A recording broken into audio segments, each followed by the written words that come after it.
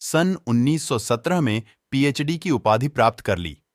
बता दें कि उन्होंने national development for India and analytical study विषय पर शोध किया।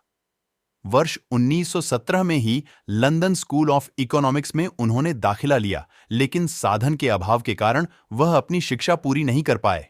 कुछ समय बाद लंदन जाकर लंदन स्कूल ऑफ इकोनॉमिक्स से अधूरी पढ़ाई उन्होंने पूरी की। इसके साथ साथ एमएससी और बार एट लॉ की डिग्री भी प्राप्त की। वह अपने युग के सबसे ज्यादा पढ़े लिखे राजनेता और एवं विचारक थे। बता दें कि वह भीमराव अंबेडकर जीवनी कुल 64 विषयों में मास्टर थे, 9 भाषाओं के जानकार थे। इसके साथ ही उन्होंने विश्व के सभी धर्मों के बारे में पढ़ाई की थी। कोलंबिया विश्वविद्यालय में छात्र के रूप में अंबेडकर वर्ष 1917 में 22 वर्ष की आयु में संयुक्त राज्य अमेरिका चले गए।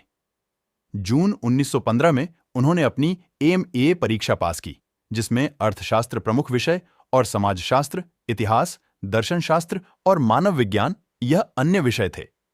उन्होंने स्नातकोत्तर के लिए प्राचीन भारतीय वाणिज्य कोलंबिया विश्वविद्यालय में छात्र के रूप में अंबेडकर वर्ष 1917 में 22 वर्ष की आयु में संयुक्त राज्य अमेरिका चले गए। जून 1915 में उन्होंने अपनी एमए परीक्षा पास की, जिसमें अर्थशास्त्र प्रमुख विषय और समाजशास्त्र, इतिहास, दर्शनशास्त्र और मानव विज्ञान यह अन्य विषय थे। उन्होंने स्नातकोत्तर के लिए प्राचीन भारतीय वाणिज्य विषय पर रिसर्च कार्य प्रस्तुत किया।